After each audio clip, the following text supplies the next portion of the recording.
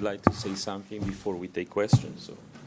Yes, good evening. So I would like to just clarify the reason why the interview was not conducted on the court, the post-match interview, like it's a common, usual practice. A couple of days ago, the famous sports journalist who works for official broadcaster Channel 9 here in Australia made a mockery of Serbian fans and also made insulting and offensive comments towards me.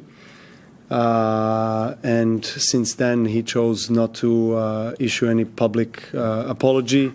Neither did Channel 9. So since they're official broadcasters, I chose not to give interviews for Channel 9. I have nothing against Jim Courier, neither the Australian public, and it was a very awkward situation for me to face on the court today, and it's unfortunate. I chose to say something to the crowd, but obviously it wasn't the time and space or situation for me to explain what I'm doing right now. So I leave it to Channel 9 to handle this the way they think they see fit, and that's all.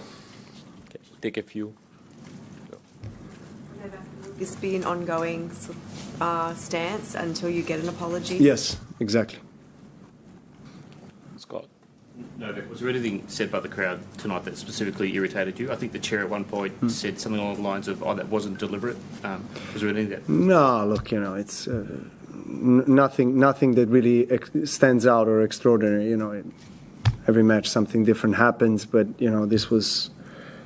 I already explained myself. The reason why I wasn't giving an interview is not for the crowd, it was for the Channel 9 situation, yeah.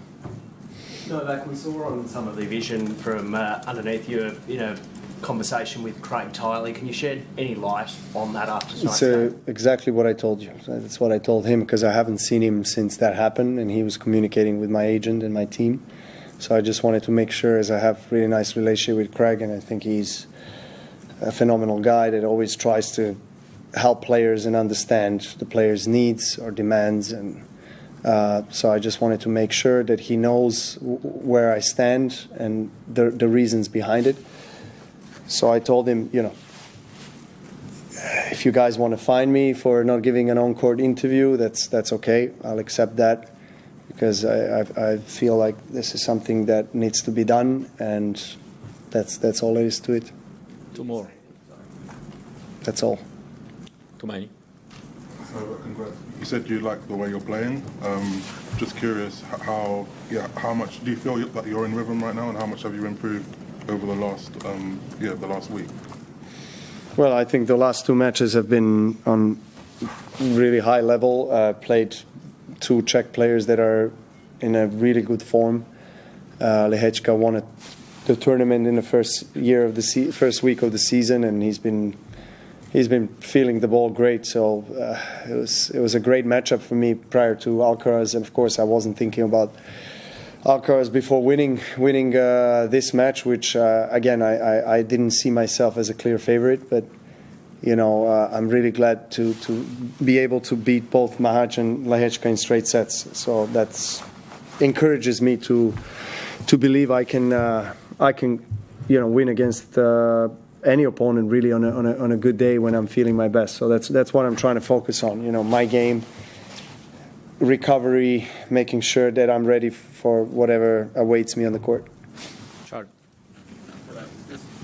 Feeling of being disrespected. So does this make you even? Can you please raise your voice? I can't hear you, sir. Does it obviously you feel like you've been disrespected and your people have been disrespected and insulted? Right. Does this make you even more determined to win the title here? No.